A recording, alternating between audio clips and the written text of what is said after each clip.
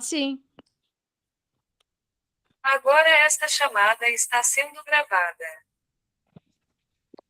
Senhor Jesus, Pai amado, estamos reunidos aqui em Teu nome mais uma vez, Senhor da vida, pedindo que nos ajude e que nesse momento podemos acalmar os nossos corações, as nossas mentes, elevar os nossos pensamentos com a espiritualidade superior, para que possamos nos conectar mentalmente e estarmos juntos em um só pensamento, em um só coração, pedindo ajuda desses abnegados espíritos trabalhadores do bem que nos auxiliem durante esse estudo, abençoando também cada lar, cada um dos nossos irmãos que estão participando, os que não puderam participar também, pois tu conheces a necessidade de cada coração. Abençoa ainda, Mestre amado, aqueles que irão participar ouvindo essa mensagem gravada, que eles possam ser impregnados com o teu amor, com a tua paz, com esperança, com aquilo que cada um necessita, Senhor da vida. Abençoa, fica conosco, abrindo os nossos corações e as nossas mentes para receber esse aprendizado glorioso nessa noite, que a nossa alma está sedenta de ouvir essa mensagem. Ajuda-nos, ó Pai, pois somos pequenos e insignificantes diante da tua grandeza, mas sabemos que o teu amor e a tua misericórdia é infinita. Se conosco mais uma vez, Mestre querido, nós te pedimos no nome santo do teu amado Filho Jesus. Que assim seja, Senhor Jesus. Olá, boa noite. Oi, amigo Cleiton, aqui do Piauí. Seja bem-vindo. Janete, Fátima, Aparecida, Cristina Lena, Wellington. Então, sejam todos bem-vindos para o nosso estudo das quartas-feiras, tá? Nosso estudo, a gente trabalha 2 livros. Nós trabalharemos o livro dos Espíritos no primeiro momento, e no segundo momento a gente vai trabalhar um dos livros do Espírito André Luiz, através da psicografia de Francisco Cândido Xavier. Atualmente nós estamos no 3º livro, né? A gente já gravou os Mensageiros, nós já gravamos parte do Nosso Lar, e os Missionários nós estamos iniciando, estamos no capítulo 5, tá bom? Então vamos lá, a nossa metodologia é muito simples, nós vamos apresentar, disponibilizar na tela algumas as questões que a gente vai trabalhar hoje, tá? Mas quem quiser usar seus próprios livros, fique à vontade. Nós vamos disponibilizar na tela para vocês as questões que a gente vai trabalhar. Tá? Nós estamos no Livro dos Espíritos, trabalhando as leis morais. Nós estamos ainda no 3º livro, falando da perfeição moral. Tá? E da perfeição moral, nós estamos trabalhando ao 2º encontro, que vamos falar das virtudes e vícios. Tá? Que está lá no item 1, capítulo 12 do livro 3º, Livro dos Espíritos. Eu sou o Alberto Lima, nós estamos nesse modo virtual, permite que outras pessoas possam nos ouvir e auxiliar de alguma forma o estudo de outros amigos que estão trilhando a doutrina espírita, e seria uma pequena contribuição do nosso estudo, do nosso encontro. Tá? Pois bem, o capítulo 12, que fala da perfeição moral, o professor Denizar dividiu em 5 itens. Tá? Virtudes e vícios, paixões, egoísmo, caracteres do homem de bem e conhecimento de si mesmo. Então, nós estamos adentrando nesse capítulo 12. E vamos já para a questão 896, lá do livro dos Espíritos, que o professor Denizar questiona, dizendo o seguinte: olha, há pessoas desinteressadas, mas sem discernimento, que prodigalizam seus haveres sem utilidade real, por lhes não saber dar emprego criterioso. Ele faz uma afirmação. Existem pessoas que são desinteressadas, né?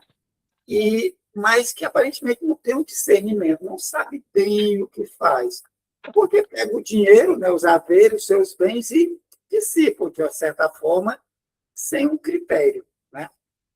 Então ele diz o seguinte: olha, tem algum merecimento essas pessoas que fazem isso? pega o dinheiro e sai dissipando, né? Não olha bem exatamente se aquelas pessoas que estão sendo beneficiadas realmente precisam, né? Ou seja, falta discernimento, falta um critério. Ele quer saber se tem mérito as pessoas agirem dessa maneira. O que vocês acham, gente? Ela é desinteressada, né? Tem uma virtude, né? Não é aquele personagem lá do mal rico, né? E lá que Jesus conta, né? Que ele produz bastante seus campos, né? E, e ele tem muitos bens, muitos grãos, e o que ele faz? Então ele diz, olha, vou destruir meus celeiros, vou construir de novo, maiores, mais amplos, e vou dizer para a minha alma para ela descansar. Né? Descansar e gozar. E naquela mesma noite vem a parábola fala que iriam levar a alma dele, né? Ou seja, ele ia morrer naquele momento. Então, aqui ele fala que é uma pessoa desinteressada, ela não é apegada aos valores, ao dinheiro, né? Ela tem determinado mérito, né? E aí, o que vocês acham? Tem mérito essas pessoas agirem assim? Pode abrir o áudio e comentar, gente.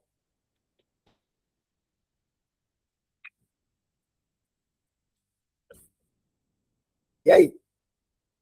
Preciso do feedback de vocês. Mérito, acho que não, porque ela não está fazendo nada com dinheiro, não está ajudando ninguém, não está fazendo nada nem para ela, nem para ninguém. Você também desvalorizar o dinheiro, nem assim também, não é? Você acha que não tem mérito algum? Não, acho não, você não está fazendo nada, nem para você, nem para ninguém. Está utilizando, o negócio está ali, o dinheiro está ali, as coisas estão ali, não está fazendo nada.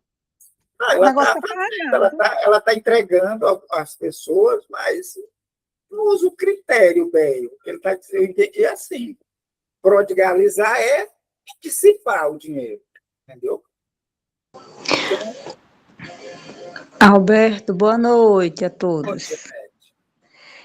pode Assim, eu creio que ela tem sim, tem um certo merecimento pelo desapego, né? Eu acho que a gente não perde o que faz, nem de bom nem de ruim. Então, ela tem sim, na minha concepção, né?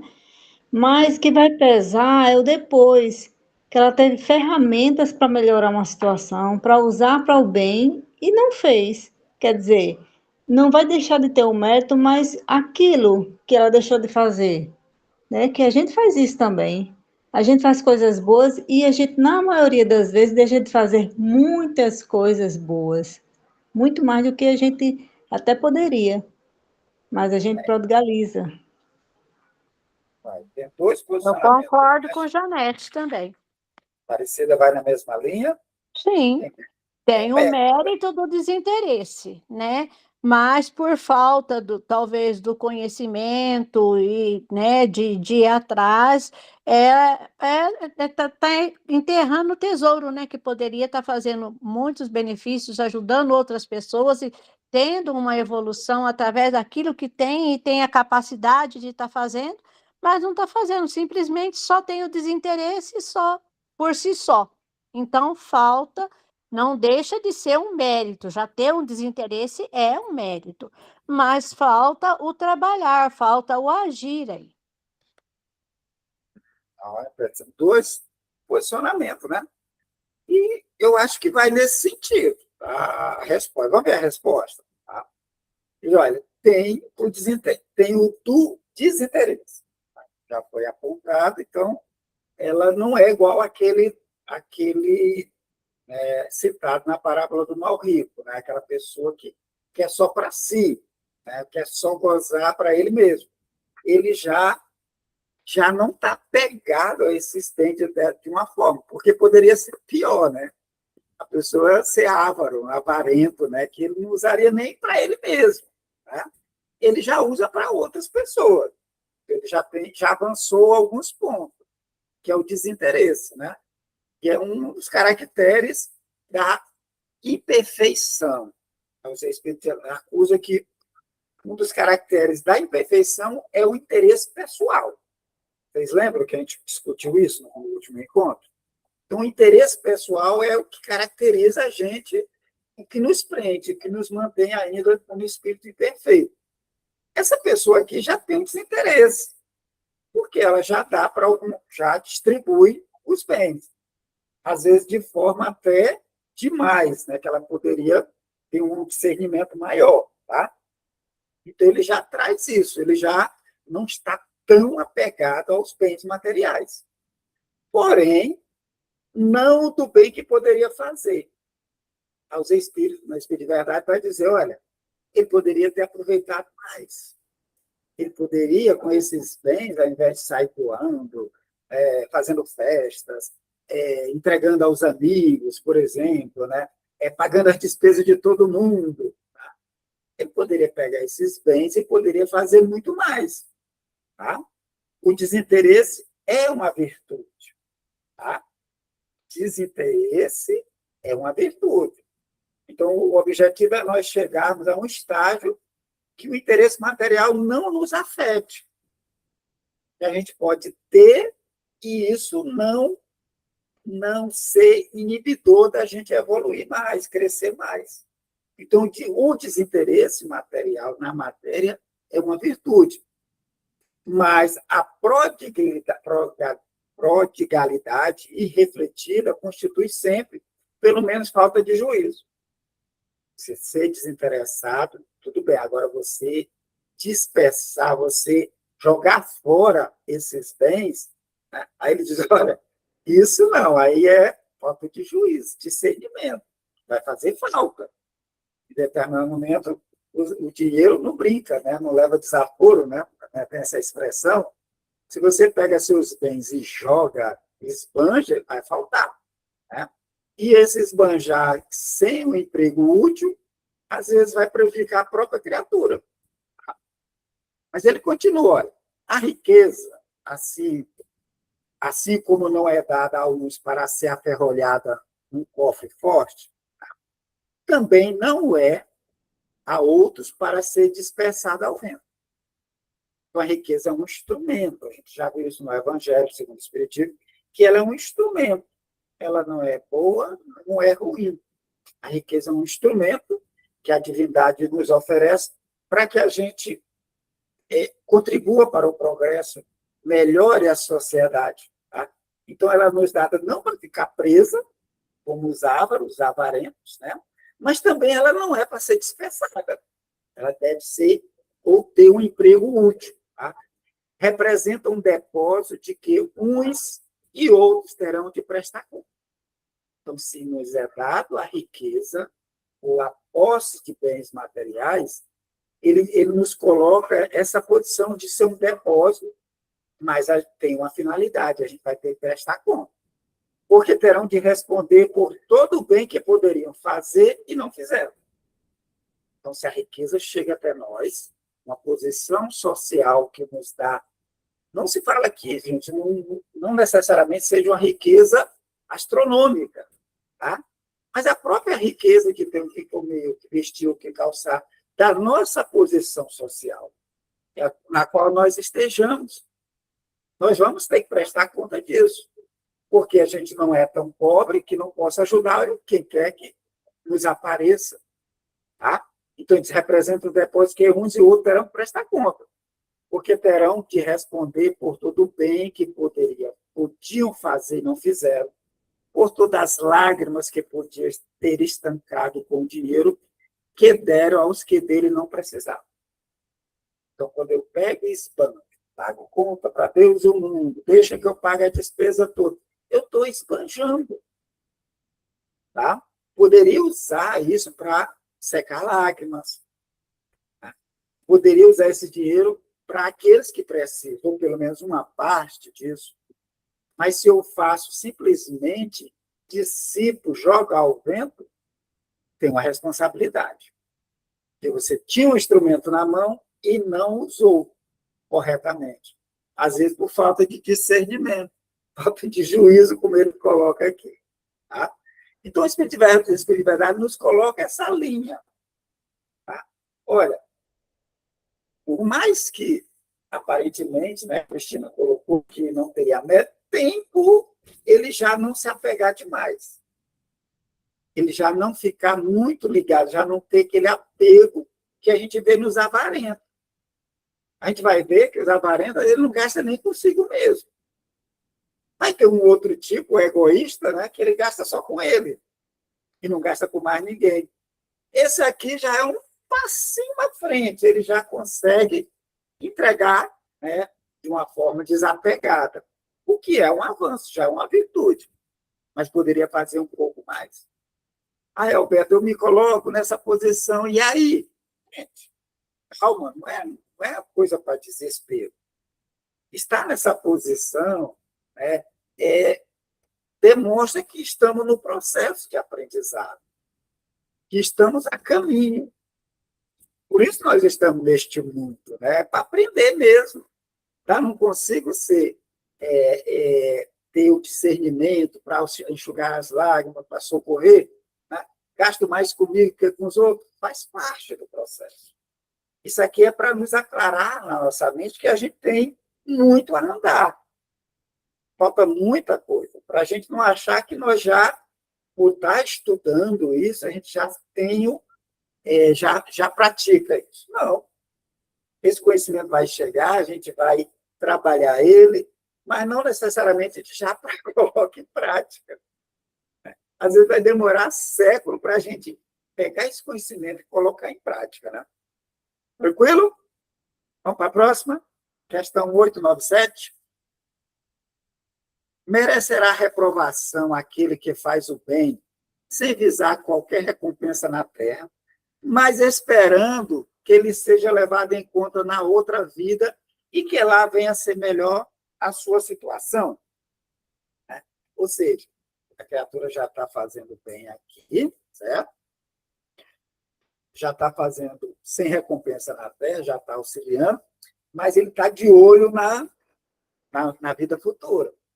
Eu vou fazer o bem aqui, né, para ter uma vida melhor no futuro. Ele já está visualizando à frente, já está um passo à frente daqueles que não fazem nada. Aí ele já está um passo à frente. Ó. Agora, é reprovável isso? Você fazer o bem, sem qualquer recompensa aqui, auxiliar quantos puderem, tá? Mas esperando que ele seja recompensado lá na frente, na vida futura. Né? E essa preocupação lhe prejudicará o progresso? Ou seja, eu faço, eu ajudo, porque eu quero ter uma vida melhor, eu quero ir lá para nosso lar, eu quero ir com a colônia espiritual, para terminar aqui, eu vou deixar muitos créditos aqui, muitas bônus horas para conseguir ir lá. Tá? Essa preocupação lhe prejudicará o progresso? O que vocês acham? A gente fazer as coisas pensando na recompensa no futuro. Eu vou responder com um versículo da Bíblia: o que a sua mão direita faz, a sua esquerda não precisa saber, né? E se você fizer esperando em troca de qualquer forma, hoje eu vou assistir a aula porque eu vou aprender, né? E de repente eu estou ganhando um bônus hora. Você está esperando uma recompensa? Então não é válido. Você tem que melhorar, melhorar e se melhorar cada vez mais para alcançar o seu objetivo da sua evolução, que é a nossa obrigação aqui. E não esperar reconhecimento, esperar merecimento, esperar melhora lá do outro lado, não. Isso é melhorar para evoluir espiritualmente. Eu vejo por esse lado. Mas Aparecida, Alberto, falam, oi, vai. a gente hoje a gente entende assim, né? Graças a Deus. Mas assim, a gente sabe que tudo é uma construção, né? Então, assim, é claro que a gente quer o nosso melhor, a gente quer progredir, a gente quer ir para o nosso lar, como você está dizendo, né? Então, a gente tem essa mudança de postura, a gente faz o bem, né? Mas aí, eu acho assim que no início, assim, quando a gente tá nessa jornada, então assim, eu acho que é uma construção. A gente vai pensando de querer, né, fazendo para lá na frente a gente, mas eu acho que eu fazendo bem, com certeza eu vou receber o bem, eu vou, né, eu vou ser bem recebido. Então a gente no início a gente tem essa, porque eu acho que faz parte, né, do crescimento.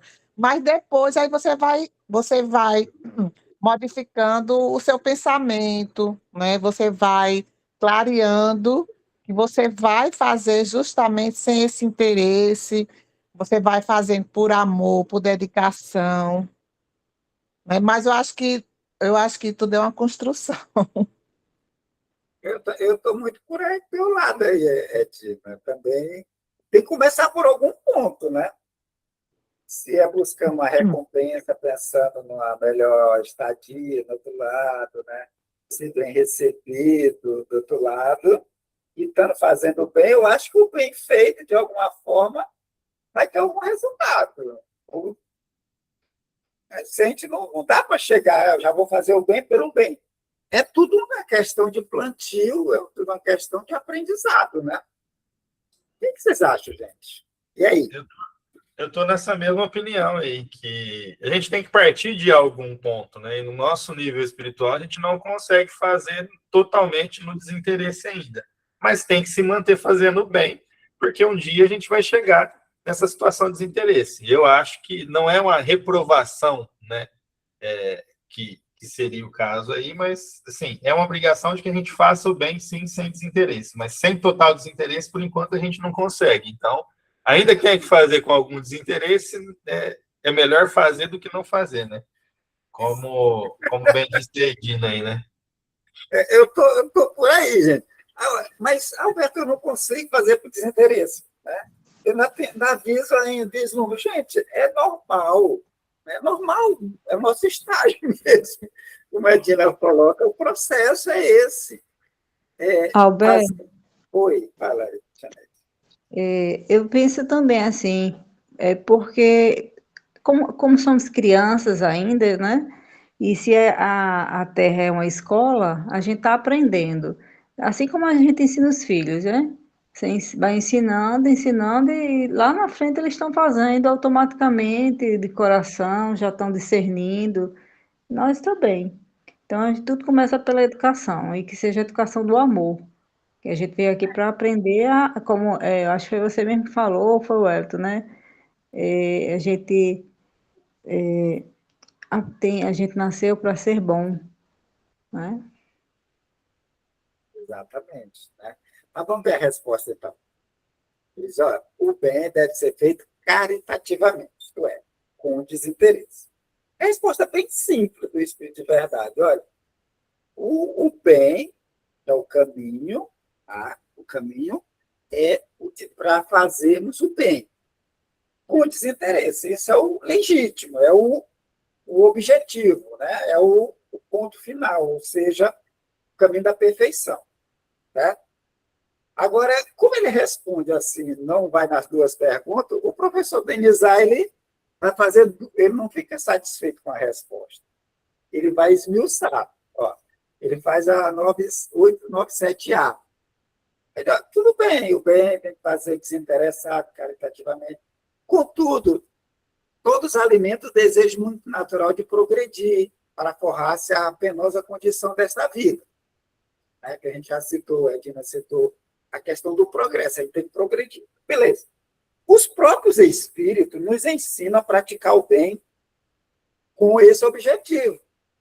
Como é que a gente vai progredir? Praticando o bem, o caminho é o bem. Tá? Os espíritos nos ensinam isso. Tá? Será, então, mal pensarmos que, praticando o bem, podemos esperar coisa melhor do que temos na Terra? É o próprio Espírito que nos fala, quem deve fazer o bem, que ele nos ensina que fazendo isso, você ganha bônus hora, você auxiliando, você ouvindo, você estudando. Eles falam, como exemplo lá em nosso lar, tem direito a bônus hora. Estudar, reunir para estudar é bônus horas. Né? Sair para cuidar ouvir alguém, bônus hora. Então, os Espíritos nos dão essa exemplificação de prática do bem, citando essas recompensas, né? Ele diz, será então mal pensarmos que praticando o bem podemos esperar coisa melhor do que temos na terra? Olha a resposta. Não, certamente, né? Não é o mal. É pensar que praticar o bem, fazer o bem, a gente vai receber uma coisa melhor. Isso não é ruim pensar dessa forma. Aí diz, olha, mas aquele que faz o bem, sem ideia preconcebida, só pelo prazer de ser agradável a Deus e ao próximo que sofre, já se acha num certo grau de progresso. Aí a questão que a Dina levantou, né? O progresso, o estágio que nós estamos. Ou seja, quem faz isso já está no progresso. Só que nem todos estão nesse mesmo nível, né? Nem todos já fazem o bem pelo bem, ainda não sabem fazer. Ainda temos milhares de anos de recompensa, né? Mérito e recompensa. É aquela troca. Nós estamos há muito tempo fazendo isso. Tá? Aí ele diz, olha, certo grau de progresso que ele permitirá alcançar a felicidade muito mais depressa do que seu irmão, que, mais positivo, faz o bem por cálculo e não impelido pelo ardor natural do seu coração. Ou seja, ele não nega, ele não desmerece. Ele está dizendo que se você fizer o bem pelo bem, o seu progresso é mais rápido. Você será feliz muito mais rápido do que nós que estamos trocando ainda, fazendo o bem, pensando em nosso lar, fazendo o bem, pensando naquelas dívidas que a gente já deve ter feito por aí, as montanhas de dívidas a gente vai começar a pagar agora. Tá? Mas, olha, quem está fazendo o cálculo, tá? Ainda não tem esse ardor no coração de fazer o bem pelo bem. A vantagem de quem já faz é ele já tem um progresso. Então, ele é muito mais feliz. Né? A ginástica dele é muito mais rápida, é a ginástica da alma, de fazer o bem, está se exercitando mais. A gente ainda está na permuta ainda. Né? Aí ele faz menção à questão 894, que a gente viu recentemente, né? Em que ele pergunta quando há pessoas que fazem o bem por um movimento espontâneo, sem que tenha que vencer nenhum sentimento contrário. Elas têm tanto mérito quanto as que têm que lutar contra a sua própria natureza e que superam. Um está num estágio que já faz espontaneamente. O outro está lutando com maior dificuldade para fazer o bem. Né? Ele perguntando se há diferença disso. Aí a resposta é, quanto aos que não têm que lutar, é que neles há progresso. Quem já faz o bem pelo bem, gente, que já espontaneamente, ele tem progresso, ele já aprendeu mais, é mais instruído, né? Ele já tem progresso realizado. Mas por quê? Porque eles nasceram assim especial? Não. Não. Né? É porque ele, em outras existências, ele já tiveram essa luta que nós estamos tentando agora. Essa dificuldade que nós temos para fazer a troca, de olhar a vida futura, né? Essas criaturas que já fazem o bem pelo bem já passaram desse nível. Já lutaram lá atrás e superaram. É por isso que os bons sentimentos não lhe custam nenhum esforço. E suas ações parecem muito simples. O bem se tornou um hábito para eles. Hábito é o quê? Constância. Né? Quando você tem um hábito, você está praticando, fazendo, repetindo. De tanto fazer, de tanto repetir, aquele hábito é tão simples para ele não vê outra opção. E para isso, para a gente chegar nessa posição, tem que começar, às vezes, com essa troca. Com esse olhar o futuro, a vida futura, fazer logo agora, pensando na frente. Aos poucos, a gente vai adquirir esse hábito. Tá? O bem se tornou um hábito para eles. Devemos, então, lhes honorificar como velhos guerreiros que conquistaram seu status.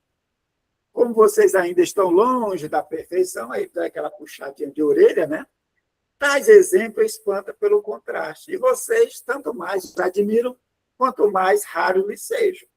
Mas saibam bem que nos mundos mais adiantados do que o vosso, porque uma exceção entre vocês é uma regra. Aí eles olham, o mundo de regeneração, né, que é muito superior ao nosso, né? Isso já é uma regra. dos muito ditosos, fazer o mal é um absurdo. É uma aberração quando alguém faz o mal ou pensa o mal. Né? Não é o nosso caso. Como a gente ainda está no mundo ainda de expiação e prova, tem essa dificuldade. Mas é um processo. Por isso que a gente não pode ficar preocupado. Não, gente. É o que está conseguindo fazer é na troca, é pensando no futuro, é dar a cesta básica pensando lá na frente. Ótimo. Vá fazendo. Vá, mantenha essa constância. Aos poucos você vai fazer isso espontaneamente. É o que o Espírito está falando para nós. Mas o professor ainda não fica satisfeito. Ele, olha, tudo bem. Haverá aqui uma distinção a estabelecer-se entre o bem que podemos fazer ao nosso próximo e o cuidado que pomos em corrigir os nossos defeitos. Ele diz, olha, né, dá para fazer isso aí?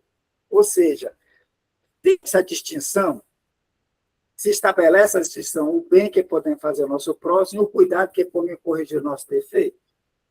Concebemos que seja pouco meritório fazermos o bem com a ideia de que não seja levado em conta a outra vida. Professor Allan Kardec, ou seja, um espírito de segunda ordem. Diz, olha, concepção do professor, isso não seria meritório. Tá? Pouco meritório, como ele diz, fazer o bem com a ideia de que não seja levado em conta na outra vida. Mas será igualmente indício de inferioridade emendarmos, vencermos as nossas paixões, corrigir o nosso caráter com o propósito de nos aproximar dos bons espíritos e de nos elevar?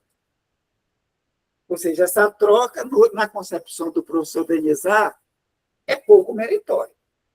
Tá? É o que ele coloca para a gente. Mas, aí ele diz, mas será igualmente indício de inferioridade esse querer emendar? Ou seja, a gente está querendo ser melhor, isso é indício de inferioridade, querer vencer as nossas paixões, corrigir o nosso caráter, sempre com esse propósito de aproximar dos bons espíritos. Ou seja, há uma recompensa nisso.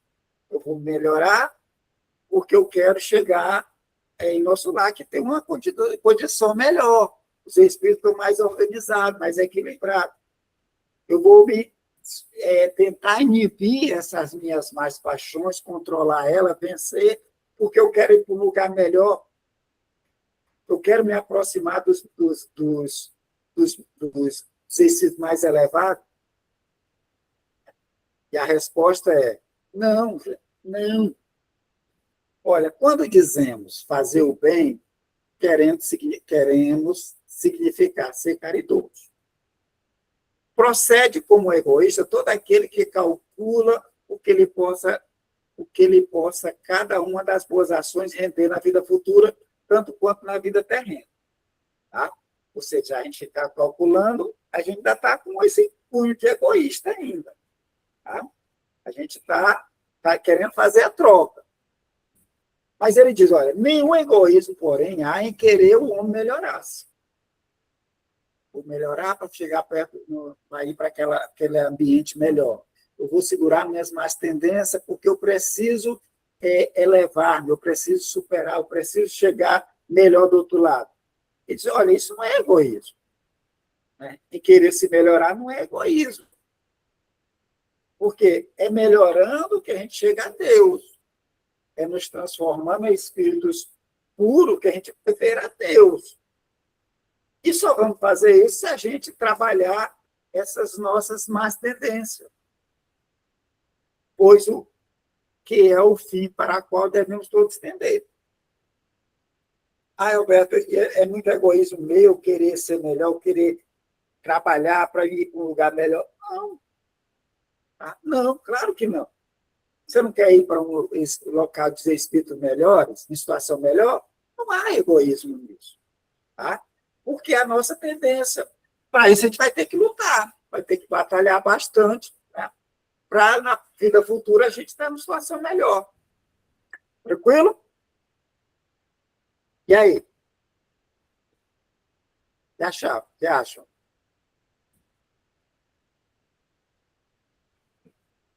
Oi, estão me ouvindo? Tem Eu retorno? Eu acho estou que sem nós tempo. estamos todos em treinamento ainda, né? Vamos lembrar do Oscar Schmidt de novo. Treinar, treinar, treinar, treinar, treinar, treinar, treinar. E uma hora a gente chega lá. Uma hora nós vamos nos tornar bons, né? Sim, de tanto treinar vai ser automático, né?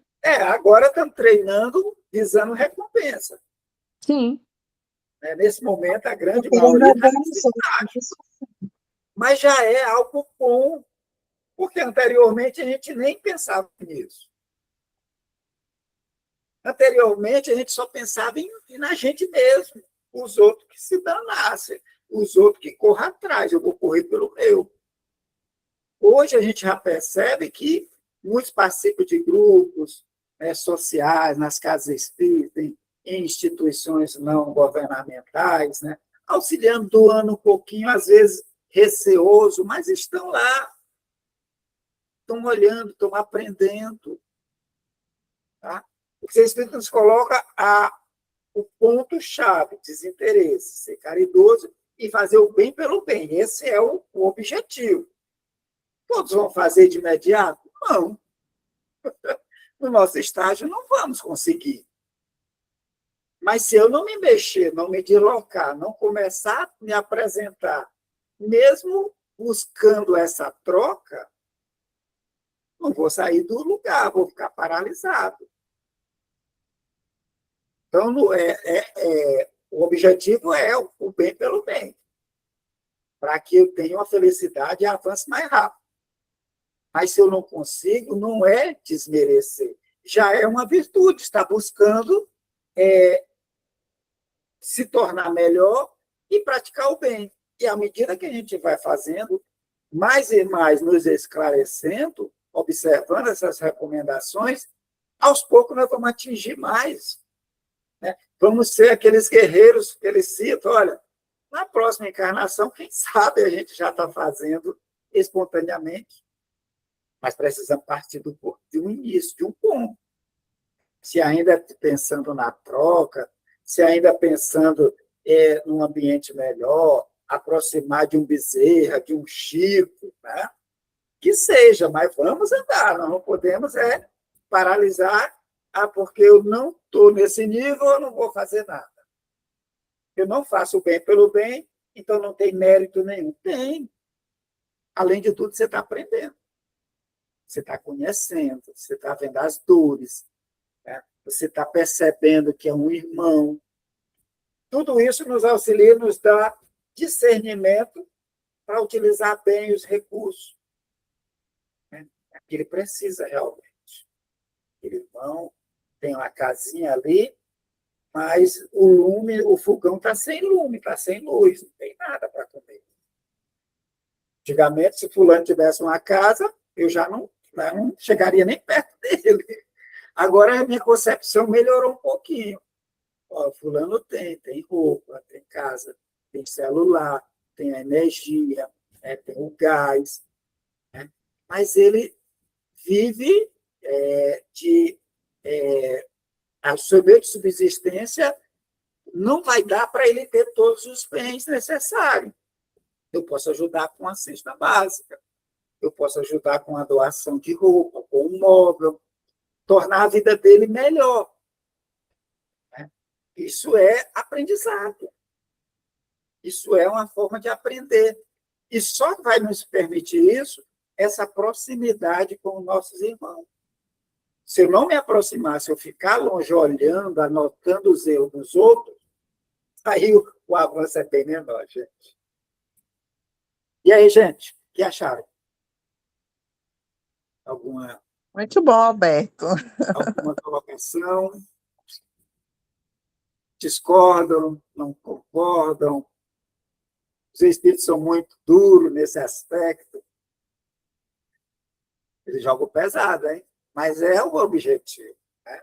Porque muitos de nós já acreditam, nos acreditamos já quase perfeito, porque a gente doa uma cesta básica, que a gente contribui para um asilo, para um orfanato, a gente já está quase quasinhas, né? Aí o Espírito de Verdade vem dizer, ei, peraí, não é bem assim não, tá? para esse estado de felicidade, ainda tem uns degrauzinhos para a gente avançar. Tem esse desinteresse e tem que fazer o bem pelo bem. Mas chegaremos lá um dia, né? Tranquilo? Nossa, está todo mundo calado, ninguém fala nada. Tranquilo. Vamos continuar treinando. Um dia a gente chega lá. Vamos treinar, né? A gente Vamos pode treinar. mudar de assunto, né? Já que ninguém quer falar mais nada, vamos mudar de assunto. Vamos ouvir a voz doce da nossa Fátima, a vozinha doce dela. Aí sim. Oh, Deus, obrigada. Aí sim. Então vamos mudar de assunto, vamos para o livro Os... Né? Não, Missionários da Luz. Toda vez eu erro, estou mudando, viu, Fátima? Chego lá. Os Missionários da Luz, que é o segundo livro, aliás, o terceiro livro da Lavra do Espírito André Luiz, com o nosso saudoso Franciscano Xavier. Tá? Esse Missionário da Luz conta a história, está contando a história, tem várias histórias, né? Ele está descrevendo que André Luiz, né, como espírito, ficou interessado na questão do intercâmbio, da mediunidade. Como os espíritos podem fazer para se comunicar com os encarnados. Ele achava que era mais simples. E ele foi convidado para uma reunião mediúnica, né, para mostrar como é que ocorre essa comunicação, através da psicografia. André Luiz traz aquela concepção nossa de que o médium é só a máquina. O espírito chega, pega a mão dele e escreve. E ele vai nos mostrar que não é bem assim. Né? Alexandre, que é o mentor nesse livro, ele vai nos dar verdadeiras aulas, gente, sobre a questão da mediunidade. Por que é tão difícil a comunicação? Por que aqueles nossos amigos, nossos parentes que já se foram, não se comunicam? Não mandam uma carta, não manda alguém nos dar uma mensagem, não aparece. Né? Então, ele vai nos dizer que é complicadíssimo. Tá? Ou seja, ele descreve que numa determinada casa espírita, 18 trabalhadores, só tinha um médium capacitado. Só um médium, ou seja, a casa estava lotada de espíritos, mas só tinha um trabalhador em condições de fazer. Tinha 6 espíritos autorizados, somente um ia se comunicar. E essa comunicação não poderia ser de cunho pessoal, tinha que ser de cunho coletivo, para aproveitar a oportunidade. Pois bem, ele descreve a dificuldade, por quê? Os espíritos vão ter que agir no corpo físico do médium. Antes do trabalho, os espíritos têm todo um cuidado para que o médium tenha o que comer, o que vestir, tenha toda a proteção.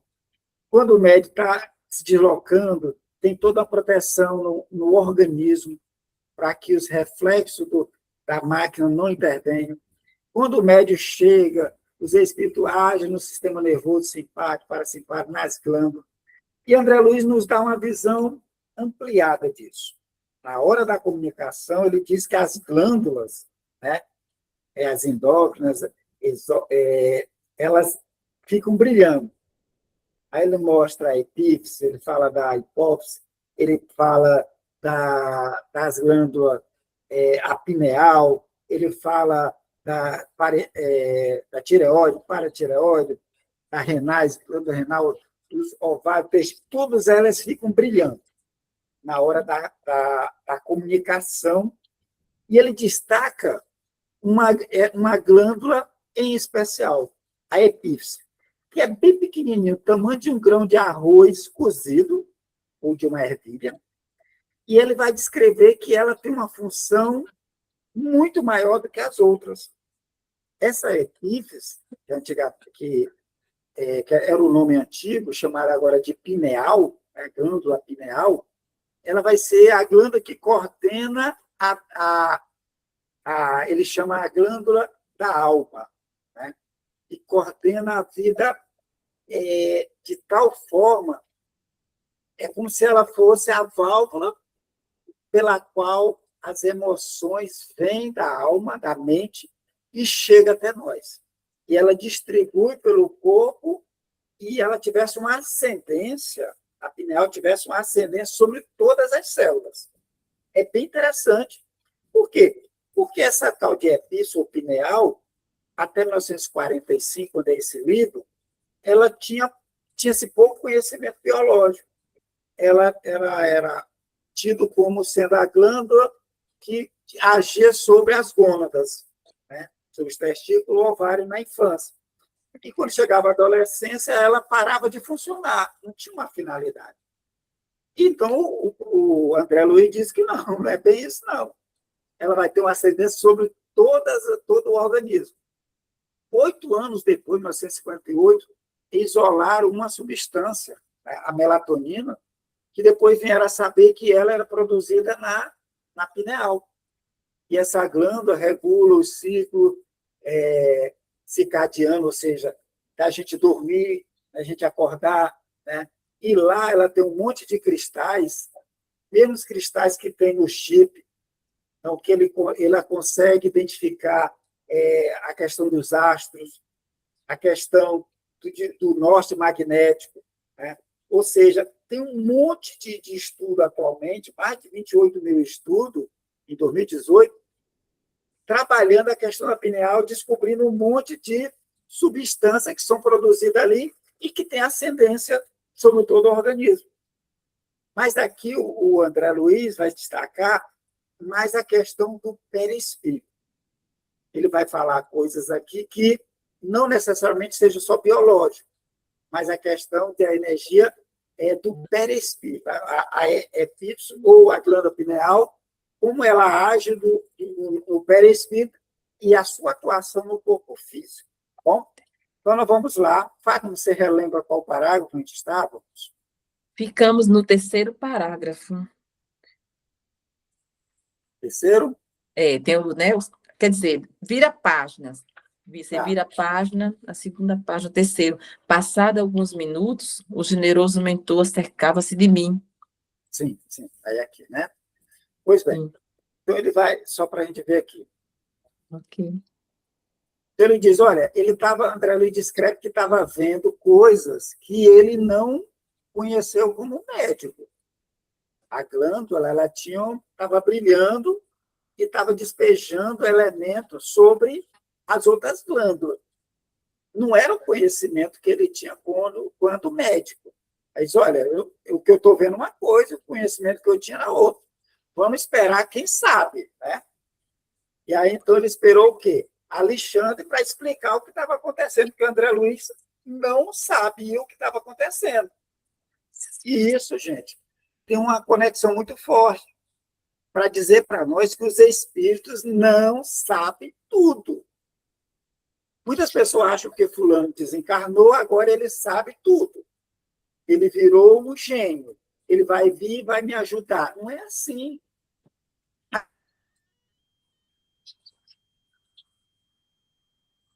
A gente sabe o que a gente tem de conhecimento. Desencarnou, a gente sai igual a gente sai agora, com o que eu conhecia, com o que eu sabia. Desencarnação maior que é o raio-x. Então, eu disse, olha, eu não estou conseguindo decifrar o que está acontecendo, vou esperar Alexandre. É o que Alexandre vai vir agora. Vamos, Fábio. Passado alguns minutos, o generoso mentor acercava-se de mim. Não esperou que me explicasse. Conheço-lhe a perplexidade, falou. Também passei pela mesma surpresa noutro tempo. A epífise é agora uma revelação para você. Sem dúvida, acrescentei.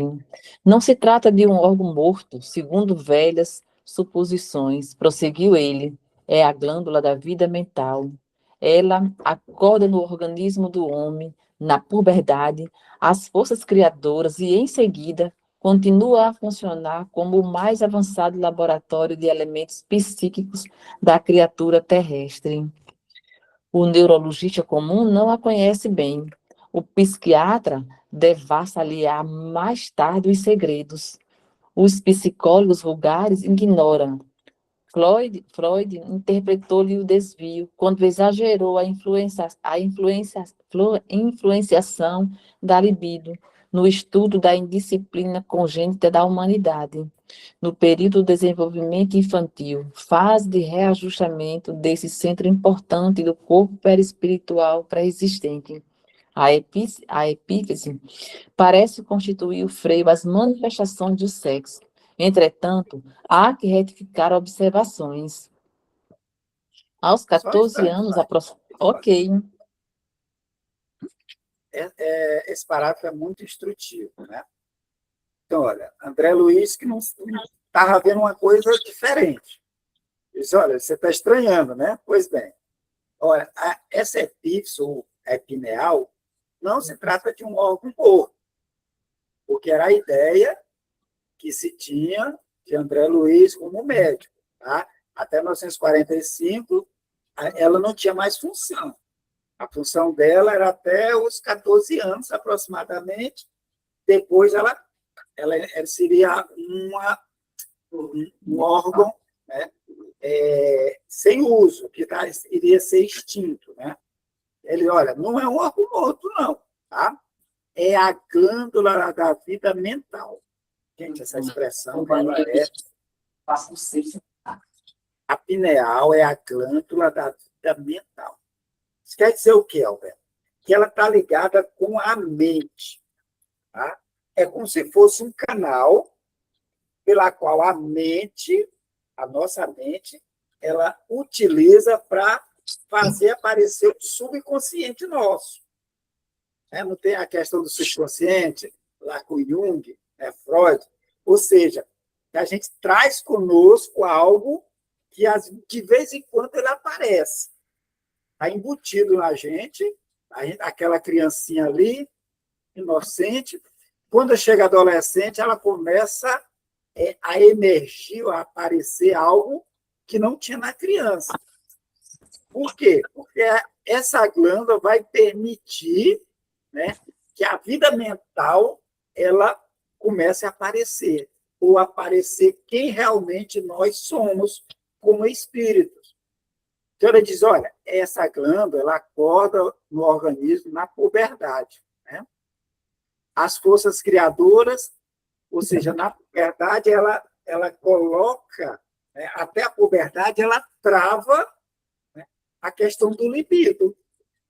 Então, as crianças ali têm os ovários, os testículos, não produz ainda o suficiente para ter aquele desabrochar. Tá? Então, ela vai acordar no homem, na puberdade, as forças criadoras. Que forças criadoras é essa? A força do sexo, gente. Né? Nós somos co-criadores. É uma força fabulosa. A força do sexo, ela permite criar. Ela é acordada quando? Na puberdade. Tá? Em seguida, continua a funcionar. Então, até os 14, ela segura, né, a questão das forças sexuais na criança para ela desenvolver. A partir de então, ela libera. Tá? Ela libera essas forças. E ela continua o mais avançado laboratório de elementos psíquicos na criatura terrestre. Então, é a glândula da vida mental e é um laboratório dos elementos psíquicos da criatura terrestre. Tá? Não vamos esquecer isso. A pineal é um avançado laboratório de elementos psíquicos. Por quê? Porque ele vai mandar esses elementos psíquicos para todo o corpo. Alberto, ele só produz a melatonina? Não. Biologicamente, só se trabalha isso, mas tem um monte de elementos que a questão biológica não sabe ainda discernir. Um monte de minerais que tem lá que ele não sabe ainda para quê. Ou seja, a biologia ainda não consegue ainda decidir. Mas aqui ele já diz, olha, é um lado mais avançado laboratório de elementos psíquicos da criatura terrestre. 1945. Aí ele diz, olha, o neurologista não sabe, né? O psicólogo vulgar ainda ignora, o psiquiatra vai devassá-la mais na frente, vai se debruçar sobre isso. Né? Aí ele diz, olha, lá em Freud, ele interpretou o desvio. Né? Freud estava indo bem, ele diz, olha, Freud andou bem, mas ele avançou só para um lado. Ele só criou a questão da influenciação do libido. Quem trabalha isso? A pineal. Né? A pineal trabalha isso. Ela controla, ela libera, tá? Enquanto no período de desenvolvimento infantil, fase do reajustamento desse centro importante do corpo perispinal existente, a pineal parece constituir freio às manifestações do sexo. Ou seja, na parte infantil, até os 14 anos, a pineal, ela, aparentemente, ela segura, tá? Ela segura as manifestações do sexo. Não é tão forte. Tá? Para quê? Para ela poder fazer o reajustamento desse centro. Se é reajustamento, é porque, por certo, estava desajustado. Ou seja, aquele espírito que está naquela criança, ele tinha desajuste nessa questão aí. Por isso que a pineal vai fazer o reajustamento até essa fase da adolescência. Ou seja, é o momento de pegar valores, a questão da família, a questão da educação sexual. Tudo isso é o momento de reajustamento. Por quê? Porque logo em seguida vai ser liberado aquele eu interior. Aqueles gostos vão surgir através da pineal. Tá? Por isso que ele diz, olha, há que retificar observações. Não é somente o controle sexual na questão da infância. Tem mais coisa, é o que ele vai dizer para nós. Vamos, Fábio. Aos 14 anos, aproximadamente, de posição estacionária, quanto às suas atribuições essenciais, recomeça a funcionar no homem reencarnado. O que representava controle é fonte criadora e válvula de escapamento. A glândula pineal reajusta-se ao conceito orgânico e reabre seus mundos maravilhosos de sensações e impressões na esfera emocional. Entrega-se a criatura à recapitulação da sexualidade, examina o inventário de suas paixões vividas em outras épocas, que reaparece sob fortes impulsos. Achava-se pronto. Ok. Então, aqui, vamos lá. Então, diz, olha, vamos fazer retificações sobre essa questão dela ser somente o órgão de controle. Aos 14 anos, tá? Aproximadamente, alguns são mais cedo, mais tarde, tá? De posição estacionária, quanto às atribuições essenciais, ou seja, a questão dela ser a glândula da vida mental, tá? Ela trava para que haja reajustamento desse centro perispiritual. Depois ela reabre, tá? Ele recomeça a funcionar. Então, a partir dali, na puberdade, a criança, o adolescente começa a sentir coisas que ele não sentia como criança. Os hormônios, né? A questão do sexo, a questão do desejo, vem tudo ali. Então, o que representava controle é fonte criadora. Tá? É fonte criadora. Ela começa a dar-lhe toda a potência do ser. Tá? E válvula de escapamento. Válvula, ou seja, essa glândula era uma válvula, ela estava travando. Ela começa a liberar o eu, os gostos, as tendências, os desejos da alma, que estão naquele espírito eterno, cheio de vivências, que estavam travados. A pineal não deixava essas emoções adentrarem ou chegarem àquele corpo. Aí, então, a partir dos 14 anos, não, ela libera, ela começa a liberar essas emoções. Tá? Então, a glândula pineal reajusta-se ao concerto orgânico. Ou seja, o corpo está crescendo, está se adaptando, então ela se reajusta o quê?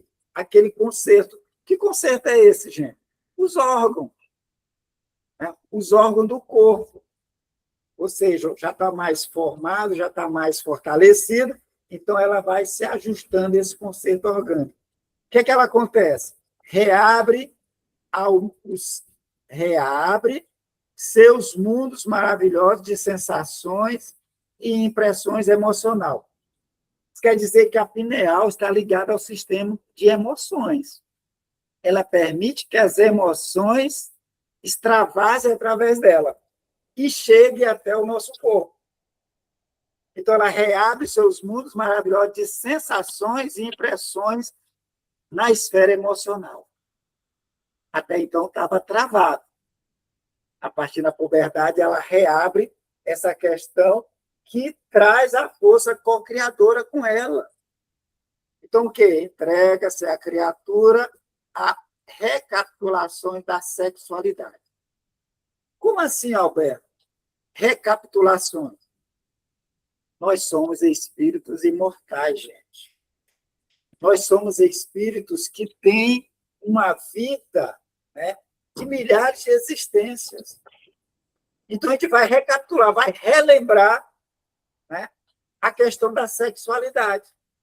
É onde vai vir a questão dos gostos, do desejo, do gosto pelo sexo oposto ou pelo mesmo sexo.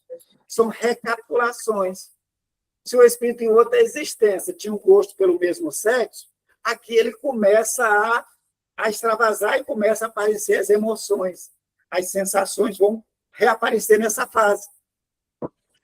Chama recapitulação da sexualidade. Então, ela examina o inventário das paixões vividas noutra época. Examina o inventário das suas paixões vividas noutra época. Ou seja, nós já vivenciamos o que a gente gostava, o que a gente queria, o que a gente usufruiu, o que a gente sentia prazer. Então, ele faz esse inventário. E começa a surgir através da válvula pineal. Ou seja, dessa glândula, né, pineal, que ela permite que essas emoções, essas sensações saiam do campo mental e sejam extravasadas através dela, porque ela é uma válvula que vai permitindo que essas emoções e sensações cheguem até lá. Alberto, isso biologicamente vai conseguir? Não. Isso aqui ele está falando a questão do perispírito. O perispírito que abriga o espírito, ligado molécula a molécula, célula a célula no nosso corpo, mas tem um campo mental.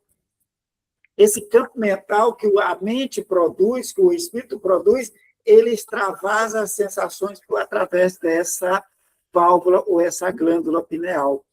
Então, por isso que ela vibra, ela é diferente, ela se destaca das outras.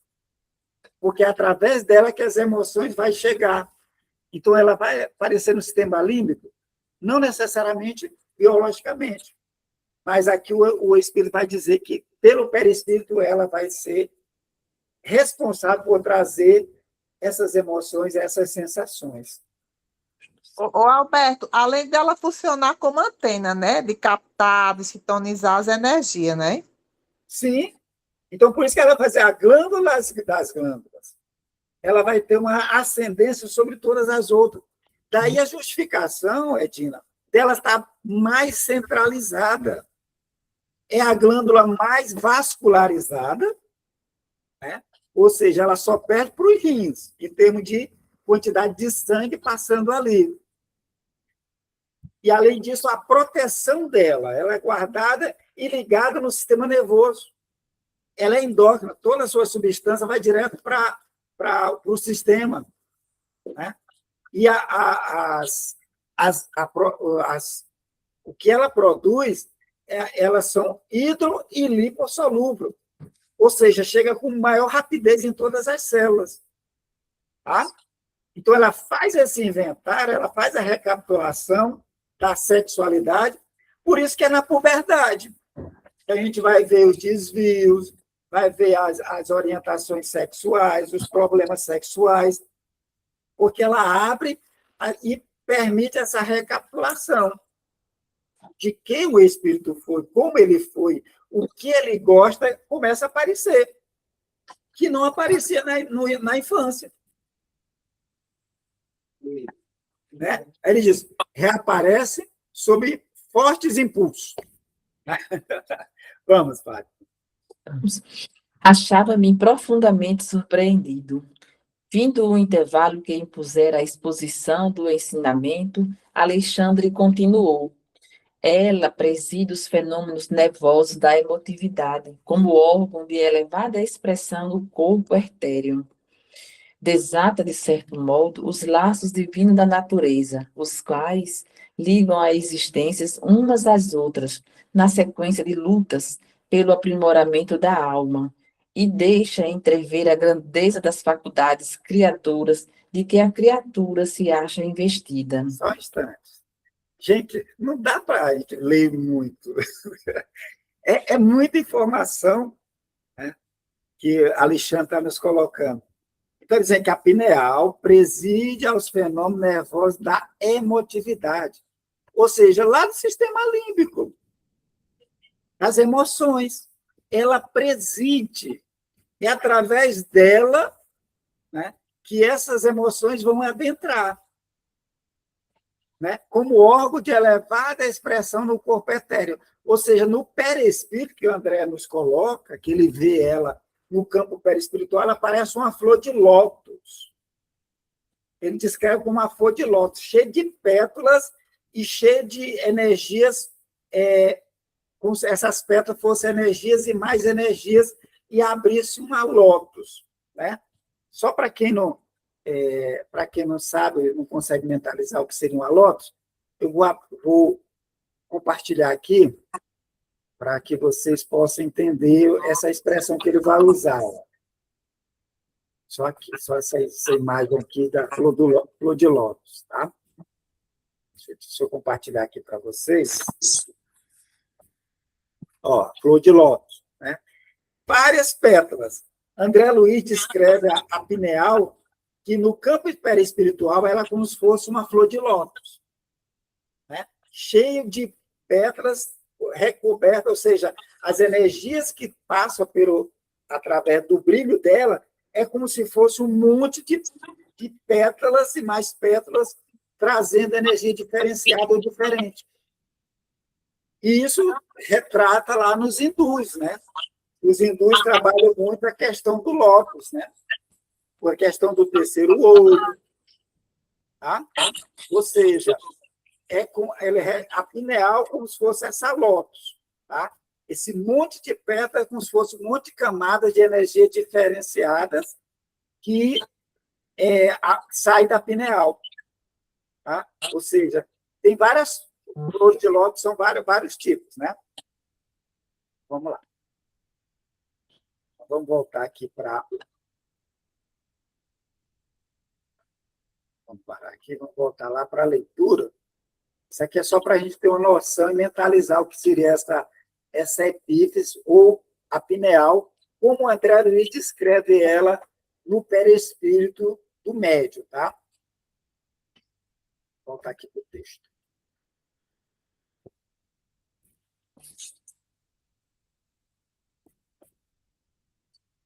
Bom, então ele diz, olha, ela preside os fenômenos nervosos da emotividade. Então, se ela preside, ela está no meio. As emoções passam por ela, tá? Porque a mente, que é daquele espírito, começa a permitir, através dessa válvula, que é a pineal, que essas emoções afluam para o corpo. Tá?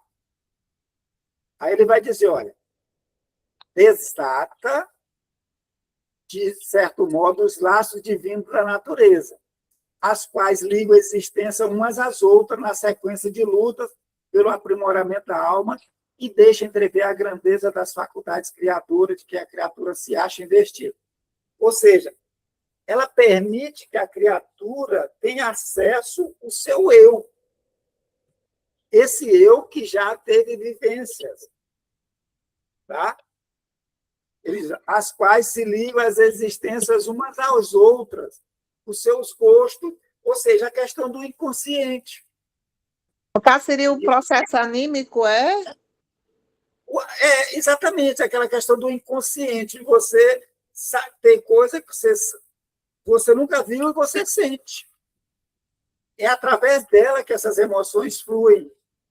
É através dela que ela desliga, né, desata, etc., o lado divino da natureza, permitindo essa ligação de existência com existência. De onde eu tenho esses gostos? De onde eu aprendi isso? De onde fulano tirou esse gosto, essa tendência? Ninguém da família tinha esse sentimento, essas coisas. De onde ele tirou isso? É através da pineal, segundo as informações de Alexandre. Ligam as existências umas às outras na sequência de lutas, que são as reencarnações, pelo aprimoramento da alma. E deixa entrever a grandeza das faculdades criadoras, de que a criatura se acha investida. Então, essas faculdades criadoras, gente, é através das emoções, dos sentimentos, que vai criar vínculos, né? Emoções, que vai criar sintonias, que vai criar ligações que muitas vezes são ligações sexuais, que vai gerar vida. Tá? Tudo vai partir de emoções, de sentimento, de vínculos, que pode chegar à criação de vida através do sexo. Vai, pai. Meu Deus, exclamei. E as glândulas genitais, onde ficam? O instrutor sorriu e esclareceu. São demasiadamente mecânicas para guardar os princípios sutis e quase imponderáveis da geração. Acham-se absolutamente controladas pelo potencial magnético de que a epífise é a fonte fundamental. As glândulas genitais segregam os hormônios do sexo, mas a glândula pineal, se me posso exprimir assim, segrega hormônios psíquicos ou unidades força, que vão atuar de maneira positiva nas energias geradoras.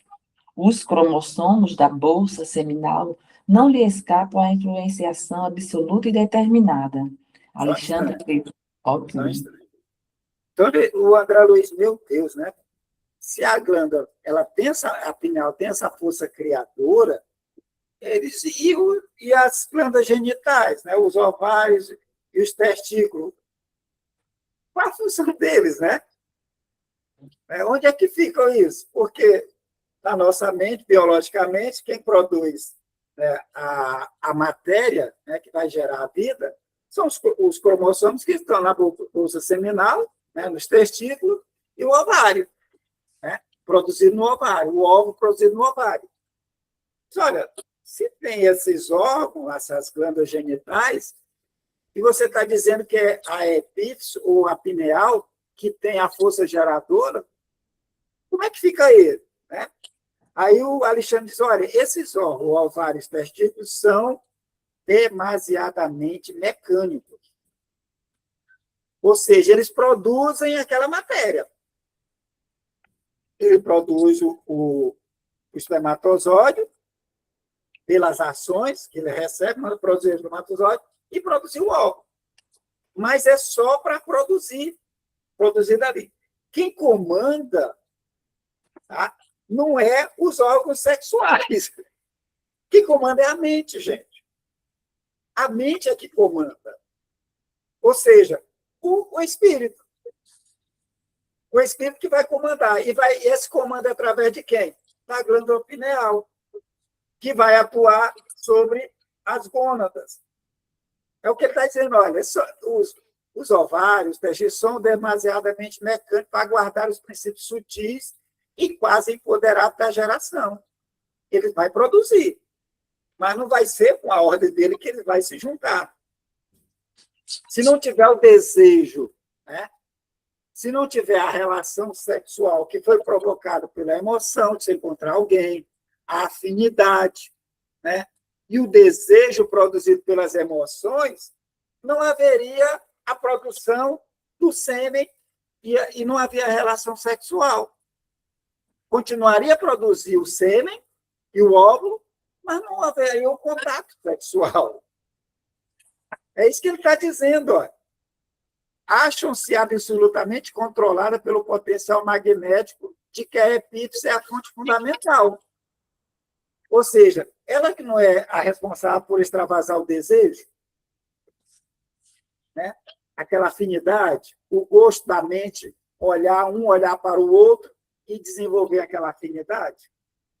Então, como é que se extravasa? Através da epífise ou da pineal. Então, ela comanda para que se aproximem, né?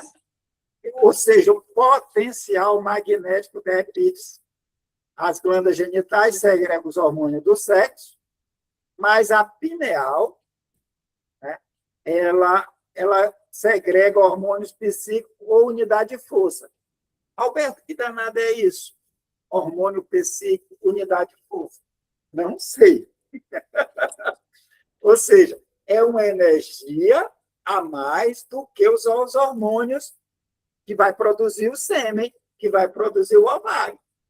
É uma outra coisa que é produzida pela glândula pineal, que vai destacar e vai mandar produzir exatamente o material que precisa. Tá? Exatamente o material que precisa. Ou seja, ele vai chamar de... a pineal vai segregar outro tipo, hormônio psíquico. Por quê? Porque é do perispírito, ou unidade de força que vai controlar isso, que vão atuar de maneira positiva nas energias geradoras. Alberto, o sêmen está produzindo, está lá, produzindo. O testículo está produzindo os espermatozoides. Tá. Vai produzir milhares, milhões, né? 200 milhões, 400 milhões de espermatozoides. Está sendo produzido. O ovário. Mas qual vai ser o que vai agir, o que vai fecundar? Como é que se sabe qual é o espermatozoide que vai fecundar? Aí ele diz, olha, os cromossomos da bolsa seminal não escapam à influenciação absoluta indeterminada. Ou seja, ela age também lá na escolha do espermatozoide para a hora de haver a fecundação. A glândula pineal age sobre isso. Mas, de maneira biológica, ele está dizendo que ela segrega hormônios psíquicos ou unidade de força, que vai dizer qual é o espermatozoide, né, que vai ser necessário para ter o corpo, né, para ter os olhos, para ter, se for o caso de uma doença, né, uma doença degenerativa, conforme a necessidade. Vai, Fátima. Pronto.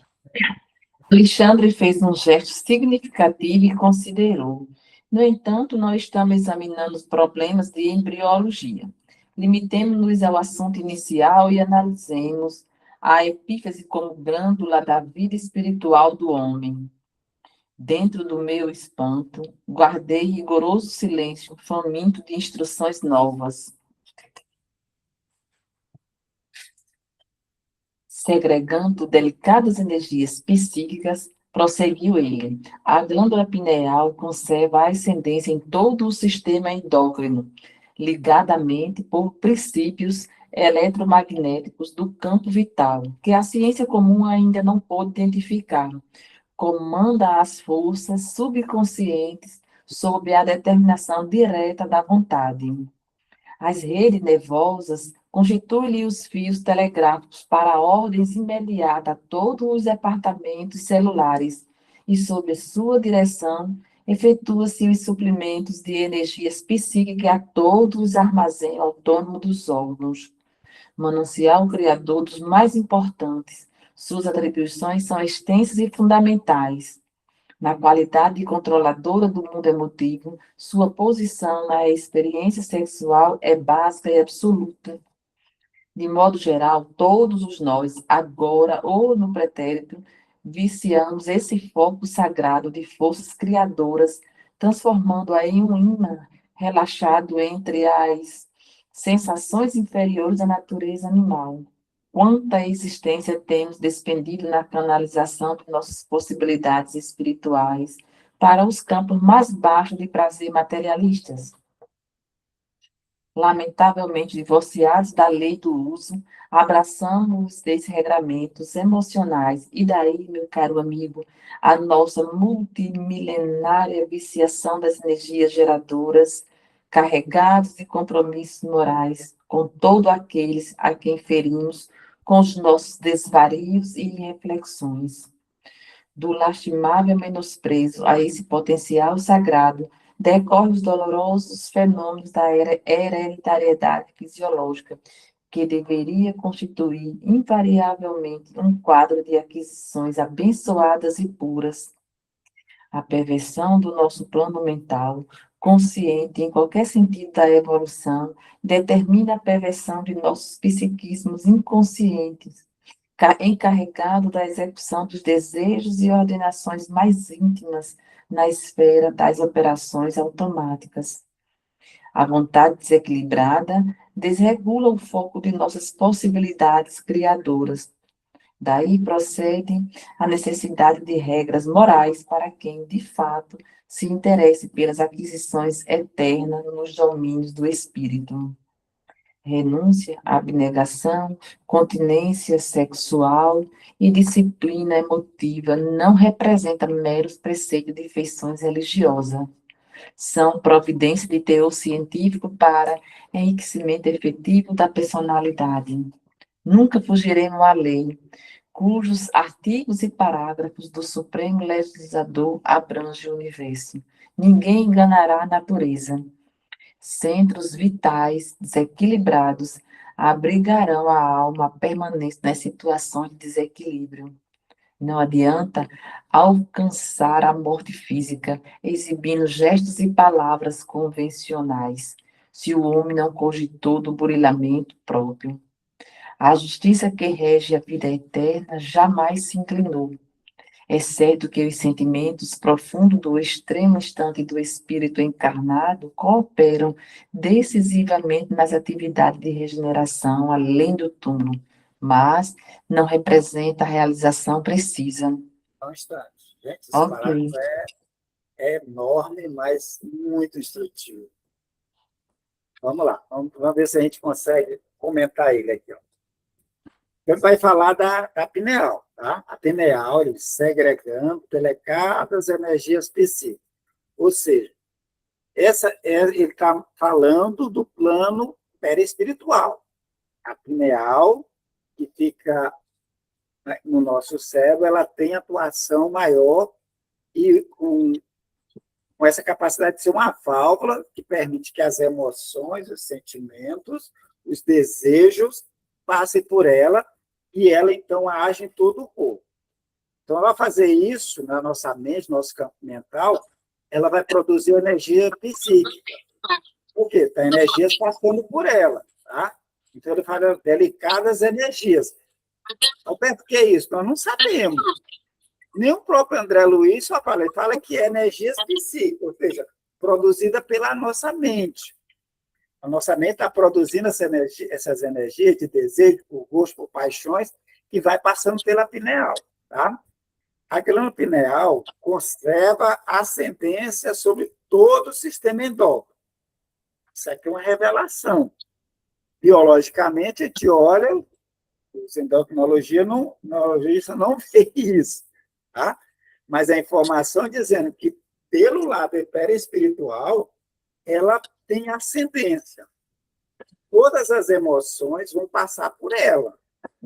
Tá? São produzidas no campo mental, passam por ela. Então, ela tem ascendência sobre o sistema endócrino. Ela comanda todas as outras glândulas. Tá? Por quê? Porque ela está ligada à mente. Tá? Ligada à mente, ao próprio espírito que está produzindo, através dele, ele manda e essas emoções, elas produzem essas energias. Tá? São ligadas à mente através de princípios eletromagnéticos do campo vital. Alberto, princípios eletromagnéticos, ou seja, um tipo de energia ligada ao campo. Por quê? Porque a mente perispiritual ela sobrevive sem o corpo físico, não é isso? Quando a gente desencarna, não sai o perispírito. Mas como ele está ligado a um corpo aqui, que ele está descrevendo, ao utilizar essa glândula, ela dispersa elementos eletromagnéticos do campo vital. Ou seja, além dos elementos, as forças segregada psíquica, também vai elementos do campo vital, elementos biológicos. Passa aqui. É que a ciência comum ainda não pode identificar. Isso é verdade. Alguns teóricos falam que tinha mais de 28 mil estudos sobre a glândula pineal e não para. Sempre descoberta nova da ação dessa glândula. Então, ela está sendo bastante estudada. À época, 1945, diz, olha, a ciência comum ainda não pode identificar, mas hoje já tem muito material de estudo sobre a atuação dela. Aqui ele descreve como ela tendo ascendência sobre todo o sistema endócrino, tá? Comanda as forças subconscientes sob determinada direção da vontade. Ou seja, ela tem acesso ao subconsciente, gente. Só passa para o nosso consciente o que a glândula pineal autoriza passar por ela.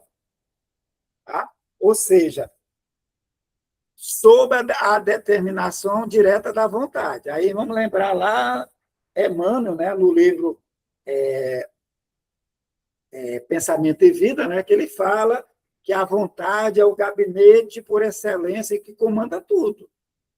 A vontade equilibrada é ela que comanda todos os gabinetes, das emoções, né, da memória, do próprio corpo. A vontade é ela que coordena, ela que domina. Então, ele diz, olha, ela comanda as forças do subconsciente sob a determinação direta da vontade. Então, o que o espírito quer, por vontade, vai acontecer. Aqui vai, para ter acesso ao subconsciente, tem que passar pela pineal. Ela é a válvula. Tá? Ele mexe, aparece gosto, tem tendência, desejo. De onde? Na família não tinha isso. Na sociedade não tinha isso. De onde surgiu isso? Essa válvula trazendo do subconsciente informações de rodagem, né, de experiências outras do espírito por onde ele já tem andado. Tá? Gente, eu acho que a gente não vai terminar esse comentário, isso não. Vamos parar aqui? Nós não vamos chegar ao final. Vamos parar aqui. A gente continua desse parágrafo, Fátima, tá? Vai fazer o comentário, que tem muita coisa boa. Não dá para esse parágrafo, não. O que acha? Ótimo. Assustador, né? Muita informação, Alberto. Mas está muito bom. Mas é bom mesmo. Do tamanho do grão de arroz, gente. Biologicamente inexpressível. Biologicamente inexpressível. Você olha como que ela tem esse poder todo, conforme os espíritos nos colocam, né? A ciência não tinha informação. Hoje, os estudos estão de olho a partir dessas informações trazidas por esse médium, Francisco Cândido Xavier, em 1945, que despertou tudo isso. Hoje, muito estudo, muito trabalho em cima dessa glândula pineal. E aí, o que acharam?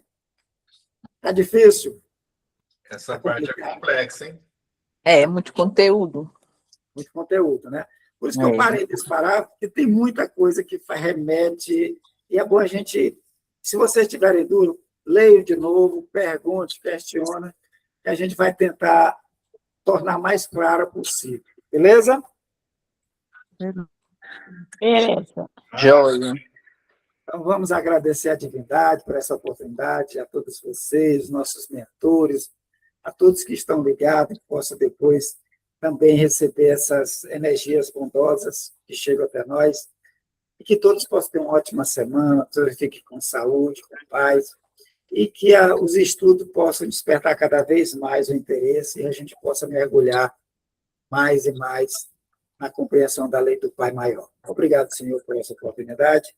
Todos possam estar bem, em paz e em saúde. Que assim seja. Muito obrigado, gente.